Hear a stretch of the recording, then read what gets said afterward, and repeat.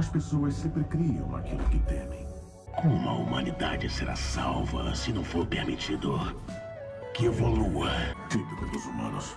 Eles arranham a superfície e nunca pensam em olhar dentro dela. Isso vai ser o seu fim, Tony. Essa é a paz para o meu tempo. Perfeitamente balanceada. Tudo deveria ser assim também. Nem muito para um lado, nem para o outro. Eu sei como é perder. Ter a certeza de que está certo e falhar. Talvez a sua casa não esteja sendo encontrada. Tem mais de 2 bilhões de pessoas no mundo que se parecem conosco. Mas a vida delas é mais difícil. Por isso não acham a gente. Como os ancestrais que saltaram dos navios. Já que a escravidão era pior que a morte. Eu adoro quadrinhos, animações, filmes. Na verdade, o universo de super-heróis em si. Eu adoro esses universos fantasiosos que se baseiam no nosso mundo, que acabam abrindo um leque para os nossos questionamentos, problemas e fantasias que se materializam em realidades utópicas ou distópicas. Inclusive eu tenho um vídeo que eu falo um pouco sobre os gêneros de super-heróis e onde eu faço uma divagação entre a mudança dos temas, algumas bases filosóficas por trás do Superman e uma mescla de assuntos bem bacana.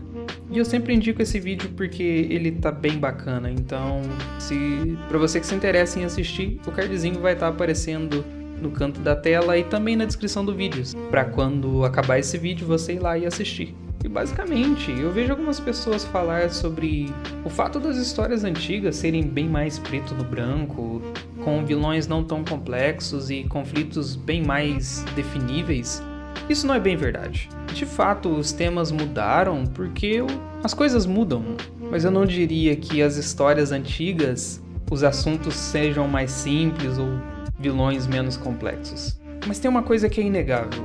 As primeiras histórias de super-heróis não tinham muitos vilões identificáveis, até porque histórias que tinham como base conflito entre o bem e o mal, jamais o foco seria fazer com que um leitor se identificasse com o mal, que era representado pelo vilão. Por isso o contraste entre o herói e o vilão era bem mais evidente, desde o design, a vestimenta, as motivações. Era de fato evidente a diferença entre o herói e o vilão. Mas construtos como o bem e o mal sempre foram muito subjetivos para nós meros réis mortais. Nossos ideais de bem e mal, de errado ou certo, pode variar muito de acordo com as situações. Então, basicamente, vendo principalmente as novas produções da Marvel, eu me questiono qual é a linha tênue que separa, qual a linha tênue que te transforma em um vilão. Sei que algumas pessoas vai apontar e dizer que apontar o vilão é muito fácil, mas pelo menos pra mim não é tão simples assim.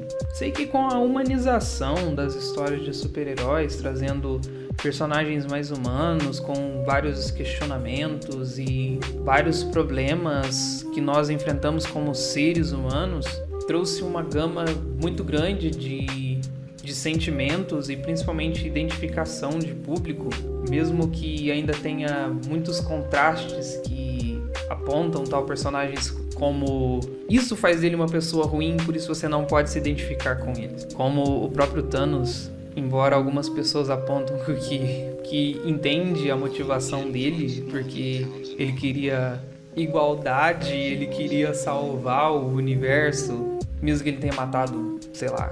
Sabe o que eu pensei agora? Se o universo é infinito e o Thanos conseguiu matar metade do universo, quer dizer que ele tirou infinitas vidas?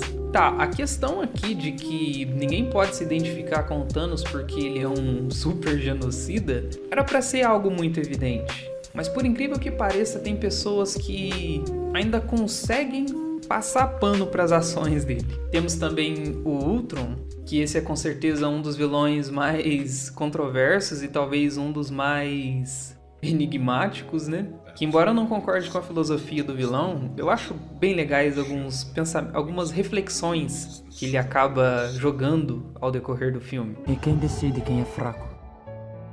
A vida. A vida sempre decide. Não era a minha primeira escolha. Mas, no mundo real, temos que enfrentar as escolhas cruéis. Eu sei que sofreram. Mas nada se compara ao Killmonger, vilão do filme Pantera Negra, porque esse sim, as pessoas têm uma necessidade muito grande de atribuir sentido às ações dele, com o discurso de que no final ele só queria igualdade ou qualquer coisa desse gênero. Se você é negro, você entende as motivações dele, a persona do Killmonger como um negro oprimido e... Enfim, tudo isso são tudo coisas que eu posso até entender, mas eu jamais vou concordar. Primeiro que isso é totalmente distorcido, porque o que ele queria era a soberania dos negros. Ele, como rei, ele queria ser o rei da porra toda. E que é impossível ignorar a morte dos inocentes, porque no final das contas, pra mim, o fim nunca vai justificar os meios. Mas a real disso tudo é que o vilão da história sempre vai mudar de acordo com o narrador. E isso é um fato. Para os irmãos Wanda e Pietro, Tony Stark era um vilão porque as armas que ele criou antes de se tornar um moralista destruiu a vida deles, que mudou a vida deles para sempre. Mas eu quero ir para um exemplo bem mais concreto. Indo para uma obra, um mangá, um anime, Attack on Titan, Shingeki no Kyojin.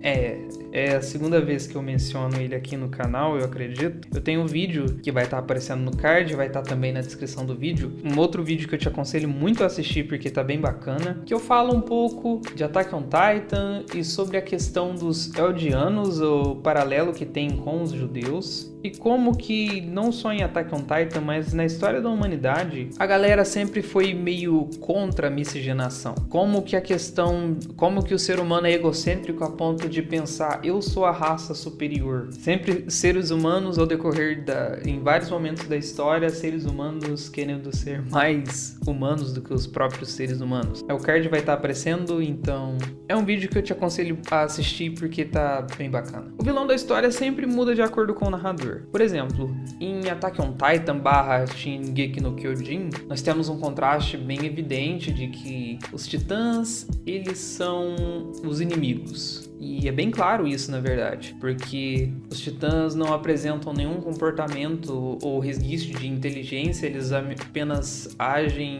por algum tipo de instinto, que é devorar os seres humanos, e é só isso que eles fazem. Nós acompanhamos o protagonista, o Eren, que logo no final do primeiro episódio assiste uma das cenas mais pesadas, que é sua mãe sendo devorada por um titã, e nós acompanhamos toda a revolta do personagem, porque os titãs é o que impede ele de ser livre, porque os seres humanos vivem cercados por muralhas, porque os gigantes estão lá fora e se ele estiver em contato com a humanidade vai devorar todos. Os titãs é o que representa a sua falta de liberdade. É normal que ele tenha raiva dessas criaturas e ele assistiu a sua mãe ser devorada por um gigante, por um titã, então é justificável toda a raiva que ele sente. Por isso, basicamente passa despercebido, a gente vê toda a violência do personagem, principalmente nessa forma aqui, né? Toda a indignação, toda a raiva que ele sente. Mas aí, chegando agora em um ponto problemático. O Eren, ele é um garoto que tem impulsos muito violentos. E basicamente, a gente não percebe isso porque, por causa da fúria que ele sente por aquelas criaturas, acaba ofuscando, a gente acaba justificando aquilo só por raiva. E aí nós temos um contraste do Eren matando 2 criminosos para salvar a Mikasa. Lembrando que ele era uma criança nessa época que matou 2 adultos. E de novo, a gente vem com a justificativa de que, mas foi para salvar a menina. E no contexto chegando ao contexto mais atual de Shingeki, eu vou tentar dar spoiler somente do anime, porque eu já fechei o mangá, então para você que só acompanha o anime, ainda tá faltando um pedaço. A pergunta maior é, o Eren se tornou um vilão? porque dessa vez parece que não tá muito certo passar pano pra ele. Ou qual que é a motivação dele por trás disso? Será que vai ser revelado? Vai ter uma justificativa por tudo que ele tá fazendo, as pessoas inocentes que estão morrendo por causa dele? Fica a pergunta no ar. Vamos para um segundo personagem, uma segunda persona de Shingeki no Kyojin / Attack on Titan, que é a Gabi, ou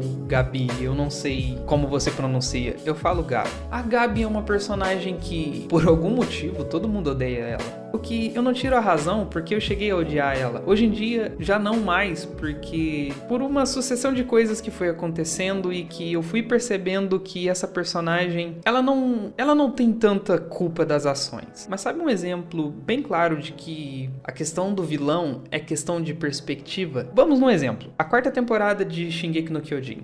Eu não lembro qual que é o capítulo do mangá que começa, mas vamos pra Nação de Marley, partindo pra perspectiva da Nação de Marley. A 4ª temporada, ela começa da perspectiva da Nação de Marley. Os guerreiros marlenianos guerreando contra uma outra nação, já no final de uma guerra, eles estão pra ganhar. E lá nós acompanhamos a perspectiva de pequenos guerreiros, uma deles a Gabi e o Falco, e os outros que eu nunca lembro o nome porque não são tão relevantes assim. Acho que são Udo e Sophia, um negócio assim, é uma coisa assim, que são candidatos a se tornarem novos guerreiros marlenianos, e esses 4 são candidatos para herdar o Titã blindado, que pertence atualmente ao Raina, e eu sou obrigado a dizer que eu gostei muito dessa cena, principalmente a cena do Raina descendo do dirigível, transformando no blindado.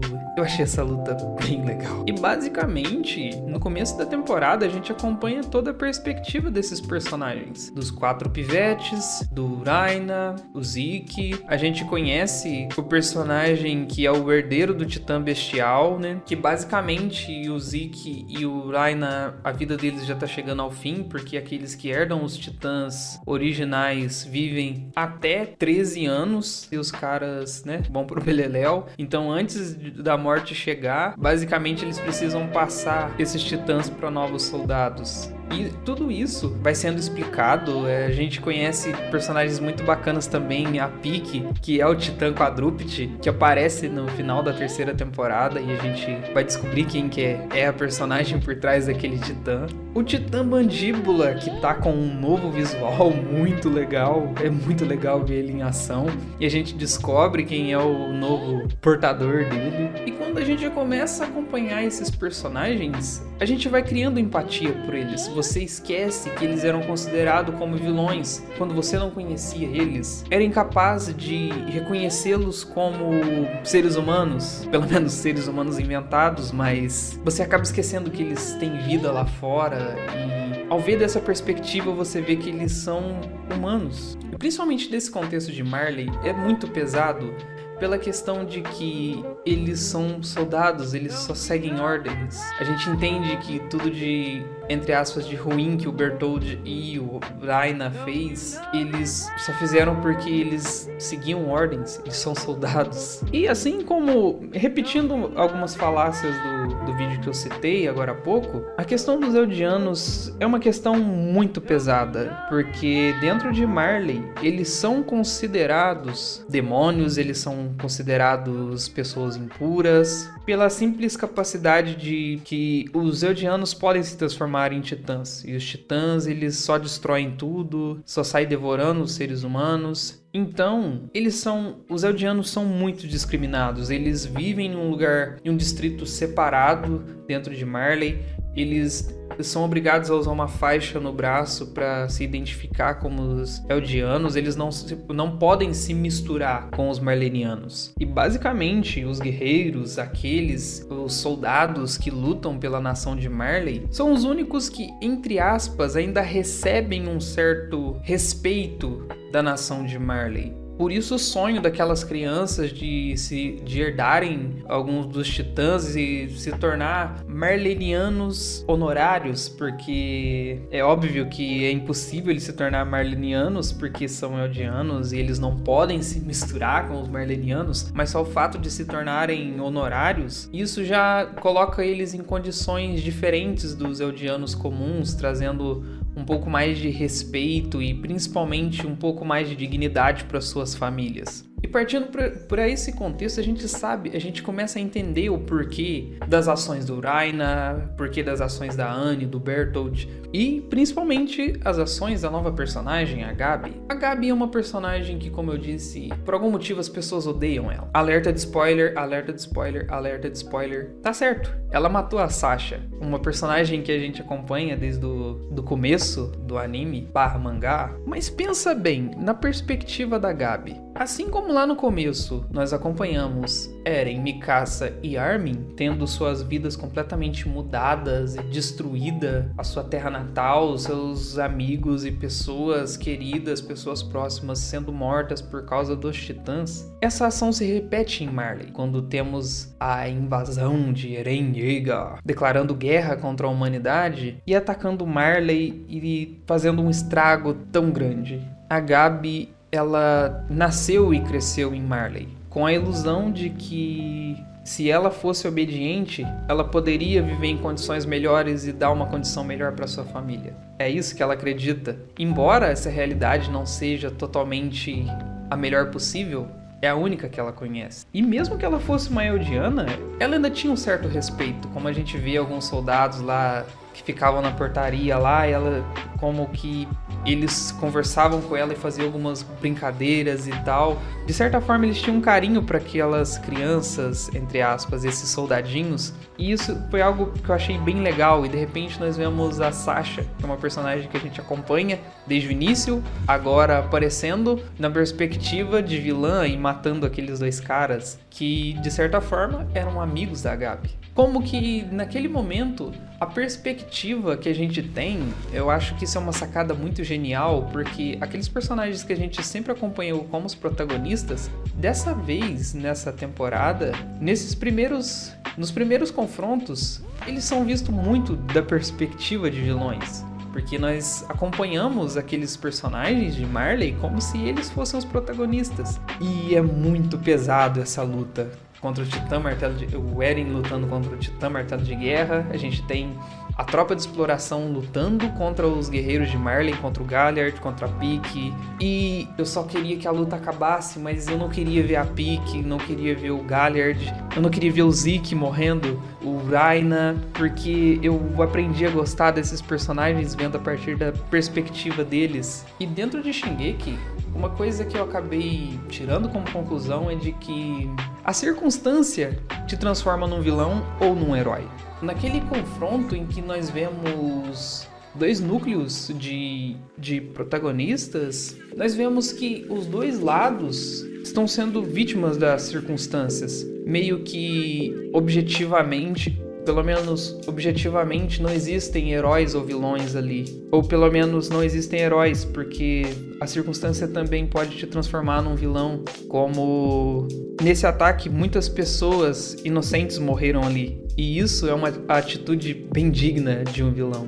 Não é mesmo, Armin? Ele não ficou muito bem depois dessa destruição total do Titã Colossal. Mas, enfim, a verdade é que se você queria uma resposta definitiva de qual é a linha tênue que te transforma num vilão, de fato eu não sei responder isso. E provavelmente os mesmos questionamentos que você tem são os que eu tenho também. Em vez de te passar a minha opinião sobre as coisas, eu prefiro passar a minha visão, trazer esses questionamentos que eu tenho, que provavelmente muita gente tem, trazer eles à tona, para que vocês mesmos cheguem a um consenso, a uma opinião sobre as coisas. Eu não quero passar a minha opinião, eu quero te instigar a pensar e ter sua própria opinião. Então, talvez, desculpa pela quebra de expectativa, mas não ter uma opinião formada sobre alguma coisa não significa que você desconhece tal assunto. É só pela questão de que é bom você pegar em vários aspectos de algum assunto e pensar em possíveis hipóteses que podem ser ou não ser. Nossas opiniões sempre vão ser subjetivas. Você está no Nerd Channel, eu sou o Hollywood. Espero muito que você tenha gostado desse vídeo. Se sim, não esqueça de deixar o seu gostei, pois isso ajuda muito. Deixe nos comentários os vilões que são identificáveis para você, ou o que você acha, qual é a linha tênue entre o herói e o vilão, ou qual é a linha tênue que te transforma em um vilão. Me siga nas minhas redes sociais, que vão estar todas na descrição. E é isso, muito obrigado pelo seu acesso e até mais!